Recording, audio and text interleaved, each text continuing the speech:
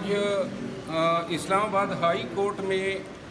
جو مقدمہ تھا جس میں میرے ساتھ کھڑے ہیں سابق اسپیکر اسد قیصر صاحب، انور تاج صاحب سابق ایم این اے ہیں پی ٹی آئی کے، اور یہ پی ٹی آئی کے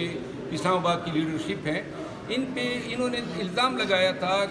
ایف آئی آر میں کہ انہوں نے کلاشنکوف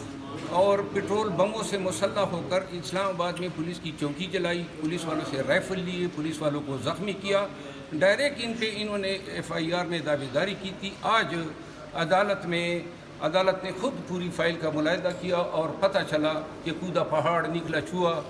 آج ہائی کورٹ نے ان کی ضمانت کنفرم کر دی ہے، اور پولیس کے اس رویے پر کہ پی ٹی آئی کی قیادت کے خلاف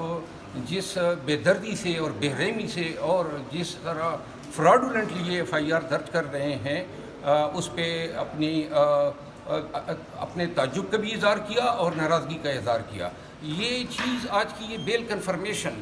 یہ ان ایف آئی آر میں ہیں جس میں خان صاحب کی بھی ابھی بیل ہونی ہے، تو لہٰذا میں یہ بتانا چاہتا ہوں کہ جتنے ایف آئی آر 150 یا 180 لگ بھگ جو درج ہوئے ہیں، ان سب کی یہی حیثیت ہے۔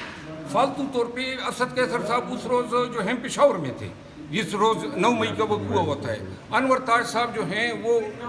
شب قدر میں تھے، اور اسی طرح ان تمام کی اور ساری چیزیں، یعنی باقی انسان تو جھوٹ بول سکتا ہے، لیکن جو سائنٹیفک ڈیوائسز ہیں، سی ڈی آر ہیں موبائل فون کا، یا اتنے بڑے جلسے یا جلوس یا اتنی توڑ پھوڑ ہو رہی ہے، تو کہیں پر تو ان لوگوں کی کوئی کلپ نظر آ جاتی، کوئی ویڈیو بن جاتی، کوئی آڈیو بن جاتی۔ بس جی جہاں پہ بھی ان کو پی ٹی آئی کے لیڈر کا نام ملا ہے، انہوں نے کہیں نہ کہیں ایف آئی آر میں فٹ کیا ہے۔ آج حق کی جیت ہوئی ہے، اور انشاءاللہ سارے کیسز کا یہی اشر ہوگا جو آج انشاءاللہ اسلام آباد ہائی کورٹ نے کیا ہے۔ بہت شکریہ۔